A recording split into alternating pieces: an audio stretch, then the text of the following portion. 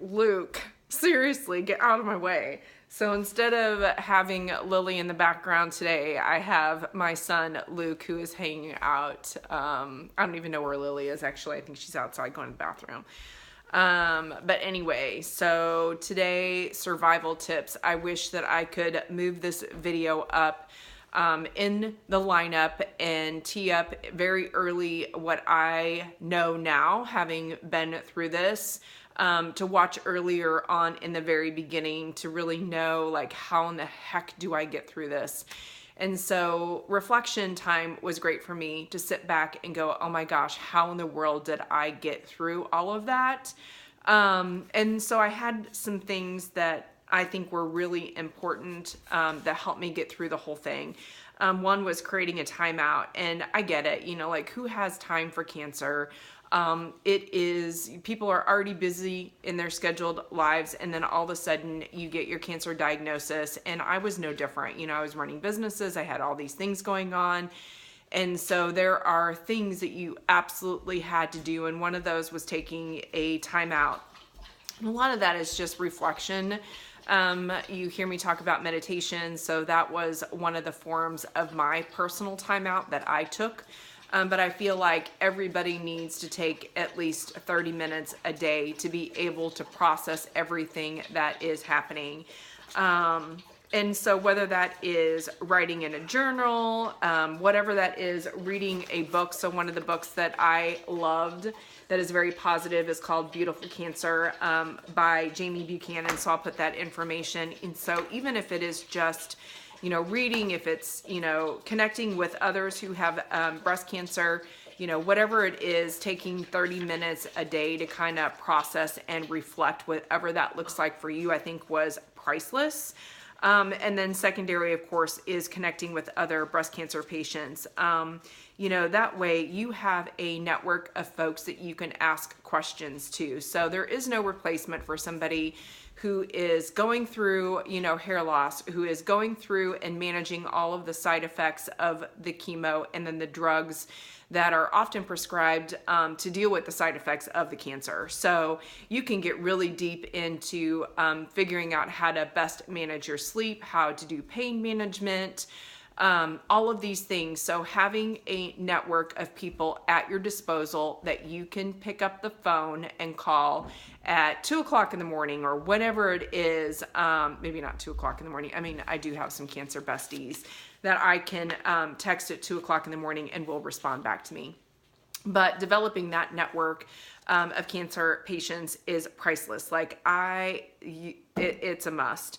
Know your shit. Educate yourself. Like, that has been so important in making healthcare decisions.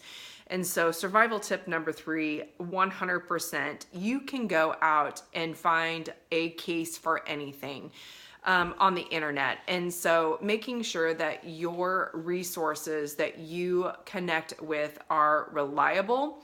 American Cancer Society is one of them. They have great information on their website and great links.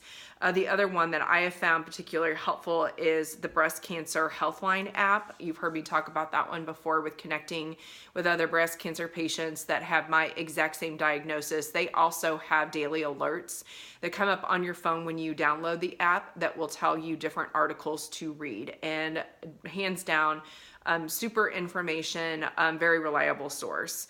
The other thing, survival tip number 4, is asking for help.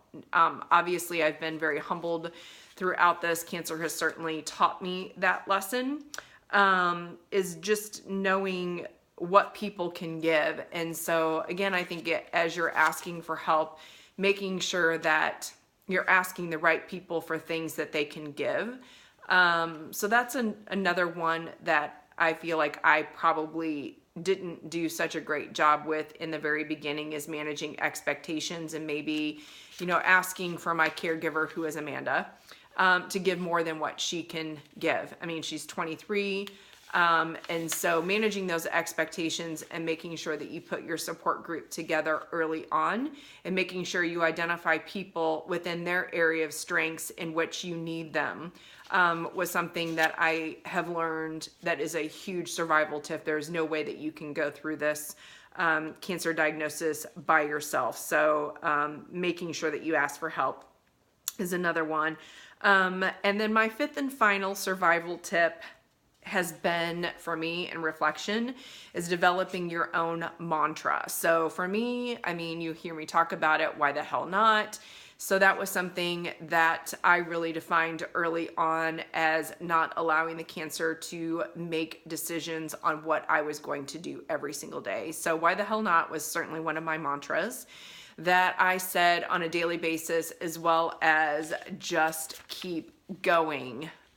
So developing your own mantra, whatever that you have to do, whether you have to write it down, paste it on the mirror every single day, wear the socks, wear it as a t-shirt, whatever your daily practice is making sure that you tee in things that are motivational for you, and developing your own mantra is survival tip number 5. So anyway, reflecting back, having come this far, those are things that I personally have developed that I think are super important, that I wish that I would have been better at managing, and understanding that I needed those things to kind of get through early on. So anyway, thanks for watching. Hopefully this has helped you, and you're watching this sooner than later. So anyway, have a fabulous day.